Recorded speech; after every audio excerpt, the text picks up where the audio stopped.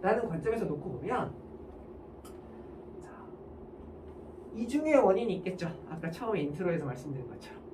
자, 그러면 셋 중에 누가 가장 큰 잘못을 하고 있는가 라고 봤을 때 여기 계신 어머님들이 한번 소신 있게 자기 생각을 얘기해 보세요. 자, 학생의 잘못이 가장 크다. 손 들어보세요. 자, 없으시고. 자, 그러면 자, 내 아이가 무슨 잘못이냐? 내 탓이다. 손 들어보세요. 나도 아니고. 자, 우리 식구를 끌어들일 수 없다. 자, 이건 무조건 학교 학원 탓이다. 손 들어보세요. 좋습니다. 자, 어딜 가도 다 여기서 손을 들어요. 네. 결정적으로 죽어도 내 탓은 아니야. 자, 그런데 사실 이게 공통 책임인 거죠. 그죠? 어느 한쪽이 더 잘못했다라고 따질 수가 없는 건데, 자, 그럼 각각이 뭘 잘못하고 있는지를 보자는 거예요. 자, 첫 번째, 학생. 영어를 언어로서 배우려면 아이가 영어는 언어다라고 인식을 일단 해야 거기서 출발을 하는 건데, 아이들은 영어를 언어라고 생각하지 않아요. 왜? 학교에서 100점을 맞아오면 우리 엄마 아빠가 되게 좋아하는데, 내가 발표를 학교에서 영어로 프리젠테이션을 잘했다고 우리 엄마가 날 칭찬해주지 않거든. 누가 알아주지 않아. 그러니까 아이들 머릿속에 이미 영어는 언어가 아닌 거야.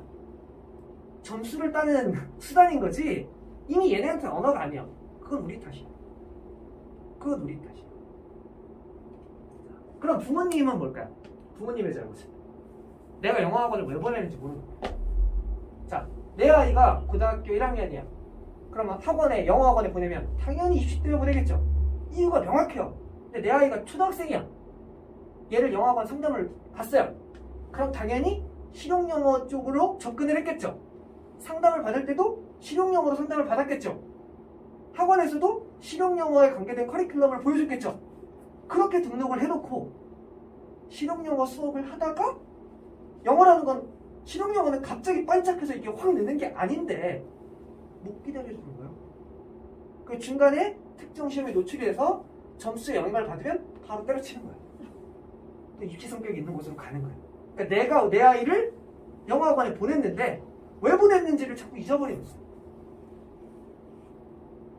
이게 가장 큰 문제인 거죠. 자, 그럼 교육기관은 뭐가 문제냐? 수능을 하든 내신을 하든 회화를 하든 단어 외웠어? 문장 외웠어? 시험 본다? 해석해봐. 엄연히 다른 걸 가르치는데 수업 방식이 다 똑같은 거예요. 수업 방식은 다 똑같은데 수능도 되고 내신도 되고 회화도 되고 지구상에 이런 시스템은 없어요. 그래서 이런 잘못들을 하고 있는 거예요. 그래서 이거를 이제 우리가 깨야 되는 건데, 그럼 이 생각을 해보자고요. 그럼 내가 내 아이를 영어학원에 왜 보내는가? 라는 관점에서 놓고 보면 이유는 셋 중에 하나예요. 그쵸? 이거 별거 없잖아요. 그죠? 그래서 내신, 수능, 회화인데 그럼 이 각각은 뭐가 다른가? 라는 걸 여러분들이 명확하게 알고 가셔야 돼요. 일단 같은 방식으로 수업이 안 된다는 건 내가 영어교육 전문가가 아니어도 상식적인 선에서 알 수 있는 거예요. 다르다는 거예요. 자, 그럼 구체적으로 뭐가 다른지를 보자 이거예요. 자, 내신은 범위가 정해져 있죠? 그러니까 우리 아이가 중학교 1학년이다. 그러면 보통은 내신 3과, 그쵸? 3개 과에서 주관식이 6개가 나고 학교에서 별도로 핸드아웃이 나오면 거기서 서술형 문제 나고 범위가 딱 정해져 있는 거야. 그럼 그 안에서 내가 모르는 걸 찾는 거죠. 누가 몇 개를 모르나 이걸 찾는 시험이 내신이야. 그러니까 얘는 속된 말로 본문 딸딸 외우면 기본 점수가 나오는 거예요. 범위가 딱 정해져 있으니까. 그쵸? 근데 수능은 달라. 수능은 모르는 걸 찾는 시험이 아니에요. 내가 모르는 걸 줄여나간다고 점수가 오르는 게 아니에요. 아는 걸 늘려야 돼요. 왜? 범위가 정해져 있지 않으니까. 간접 연계든 직접 연계든 만약에 수능 연계교재 연계율이 70%다. 그러면 30%는 어디서 나는지 아무도 모르는 거잖아요. 출제 이연 빼고. 그러니까 30%를 더 많이 갖고 있는 친구가 점수를 따는 거예요. 그러니까 수능은 아는 걸 늘리는 시험인 거예요.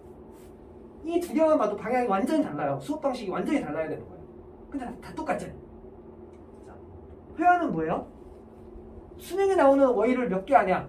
이거 하나도 안 중요해요. 문법을 얼마나 많이 하냐? 하나도 안 중요해요.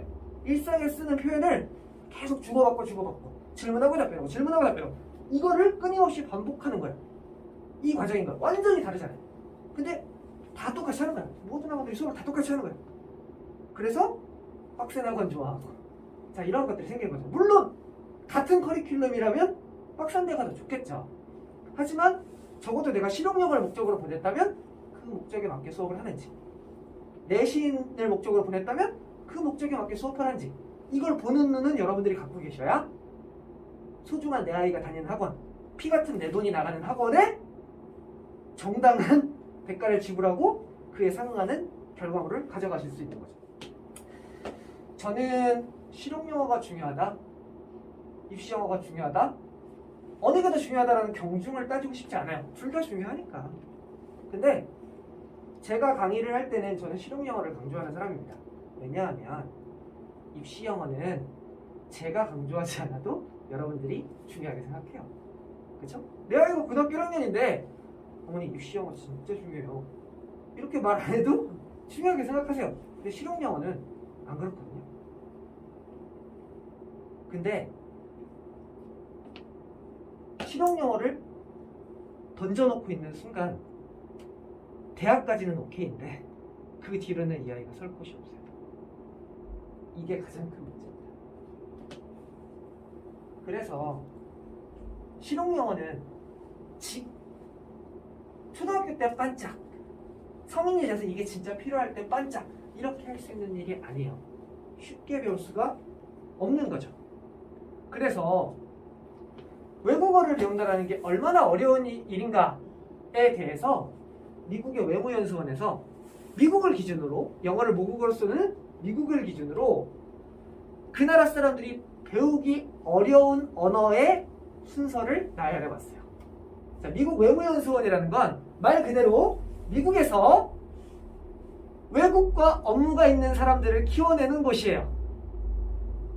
그러니까 나름대로 거기서는 엘리트층에 속하는 사람들이겠죠. 똑똑한 사람들이겠죠. 자, 얘네들이, 똑똑한 친구들이 외국어를 배우는 데 있어서 어느 언어가 어려운가 라고 봤더니 600시간 걸리는 게 이런 언어예요. 750시간, 900시간, 1100시간, 2200시간. 자, 미국을 기준으로, 영어를 모국어로 쓰는 사람을 기준으로 따져봤더니 상대적으로 쉬운 언어는 뭐냐? 영어와 어순이 똑같고 어휘가 거의 유사하고 어원이 유사하고 심지어 발음도 비슷한 걸 가장 쉽게 생각한다. 자, 그럼 가장 어려운 건 뭐냐? 발음도 완전 다르고 어순도 완전 다르고 읽을 수조차 없는 것들이 가장 어려운 언어로 꼽히더라. 자, 그러면 미국이 이 순서로 어려워지니까 한국인을 기준으로 한다면 이 순서로 어려워지겠죠. 그럼 우리한테 영어는 제일 어려운 거야. 그래서 영어를 여러분들이 상담 받으러 가면, 우리 영어에서 뭐 이렇게 반짝하면 영어 금방 늘고, 내가 유창하게 막 말을 뱉고, 이건 다 거짓말이라고. 쉽게 할 수가 없다라는 거예요. 그래서 반짝반짝 그냥 잠깐 점수 만들기 전에 잠깐 점수 만들 상황 되면 다 집어치고 딴 거 했다가 이렇게 할 수 있는 일이 아니라는 거예요. 그래서 아까 제일 어려운 언어를 기준 2200시간을 쓰는데, 자, 그럼 이 2200시간이 하루에 2시간씩 공부를 하면 3년 반이 걸린다. 그런데 주말에 쉬고, 방학에 쉬고, 엄마 아빠 생일에 쉬고, 지 생일날 쉬고, 할머니 할아버지가 같은 지역에 살면 할머니 할아버지 생일 쉬고, 이래저래 다 하시면 5년 6년이 걸린다. 근데 2시간은 너무 빡세, 집중을 못해. 그래서 1시간 반으로 줄이면 7년이 걸린다. 이것도 힘들어. 1시간밖에 집중을 못해. 그러면 10년이 걸린다. 근데 아까 외무연수원 애들이 똑똑한 애들이었죠. 그럼 내 아이가 평범하다면 10년이 훌쩍 넘긴다. 이게 문제인 거죠.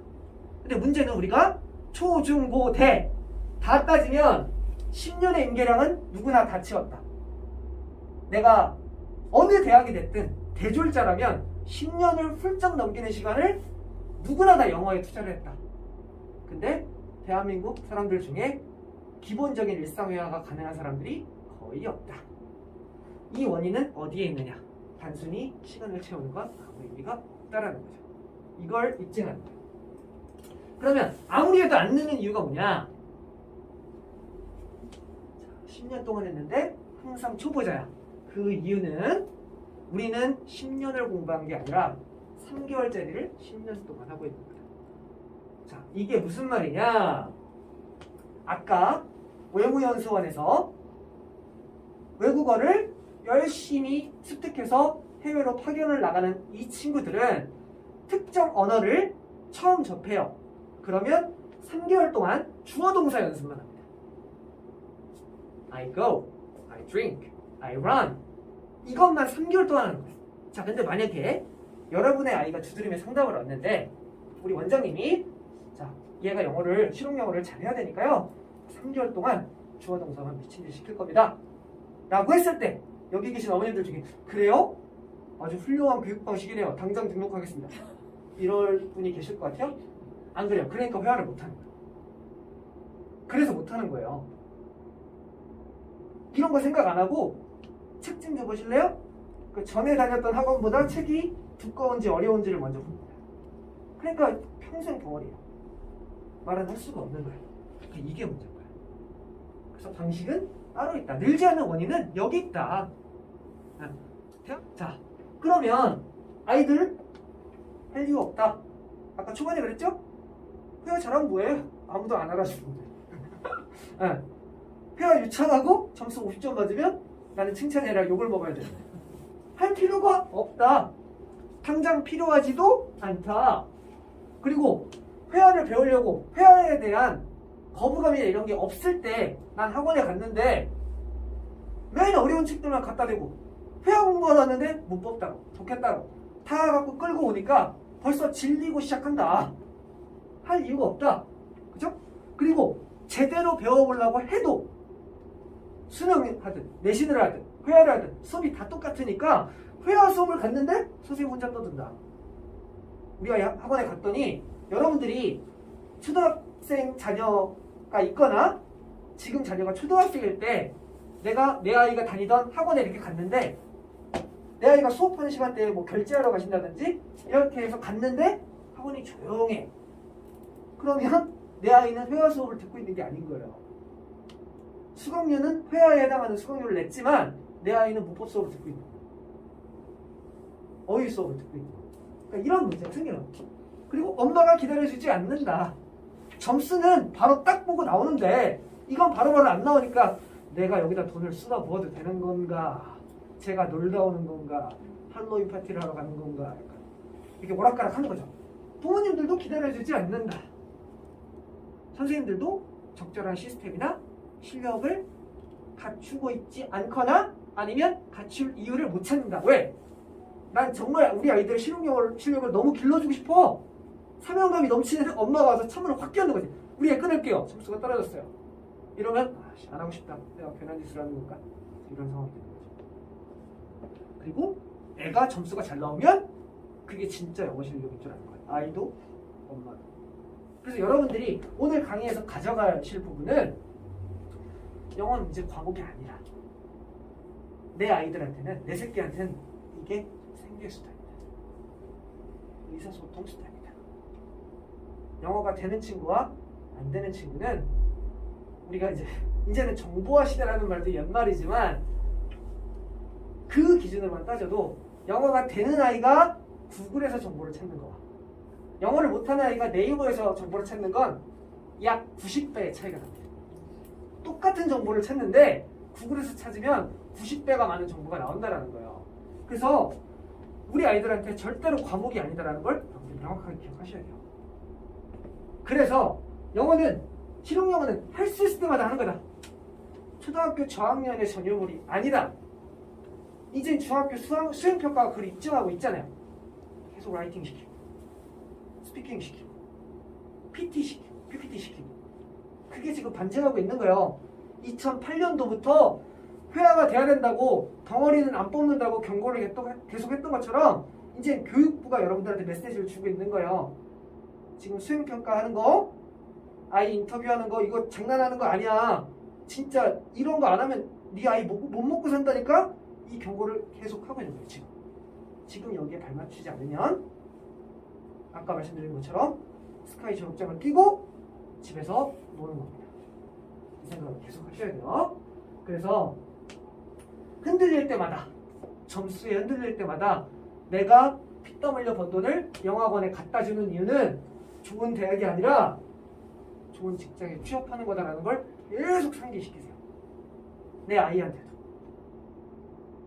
그래서 요것 때문에 두드림에서 진로진학 컨설팅도 하는 거예요. 그렇죠? 그래서 두드림에서 주는 모든 혜택을 자꾸 다 누리시란 말이죠. 적극적으로 도와주시고.